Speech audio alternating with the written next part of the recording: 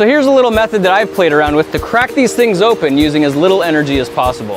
When you give your coconut a good shake, you should be able to hear the water sloshing around inside. If you don't hear anything, it's either chock full or completely empty, and you can tell that by the weight of the coconut itself. And when you look at the coconut, you'll notice it kind of has a sharp pointy end on one side and a blunt end on the other. And what we're gonna need to do is smash the top so we crush the fibers and peel this thing apart. If we tried using rocks to chip at this, we'd be chipping all day. And we are not strong enough to pry this open with our fingers. What we actually need to do is crush the fibers and make them weak enough that we can pull them apart with relative ease. And the easiest way to do that is by using gravity.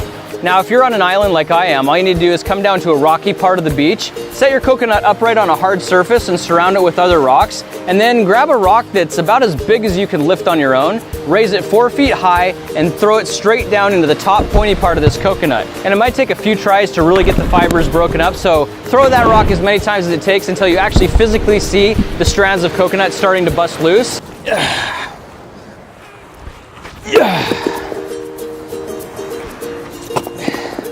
So you can see after 2 smashes with a heavy rock how it's busted lines down this husk.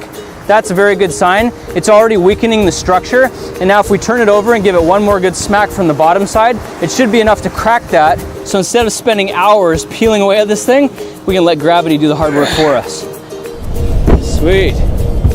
That's looking pretty good. So at this point, I can feel this is softening up quite a bit. And look at that. It just peels right apart. That's exactly what I was going for right there. So it took 3 hits with the rock, 2 on the top, 1 on the bottom, and now it's to the point where we can just peel this off, almost like husking corn. It's not difficult, doesn't take a lot of energy. And there we have it. There's our coconut. Needs a little bit of a haircut, but in essence, that's what we're after right there. And the rest of this husk makes really great fire tinder for starting your survival fire.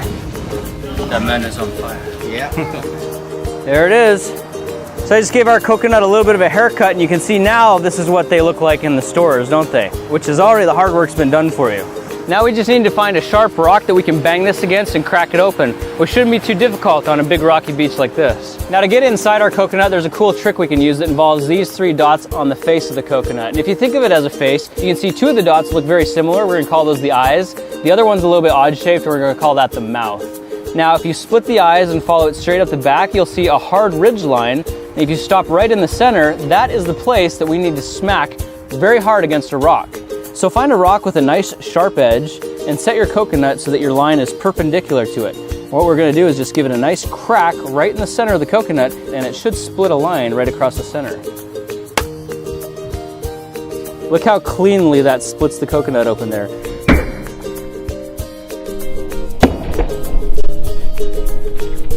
And now if we just put our fingers into that line and pull back, we can pop it open and salvage the water from our coconut. As easy as that.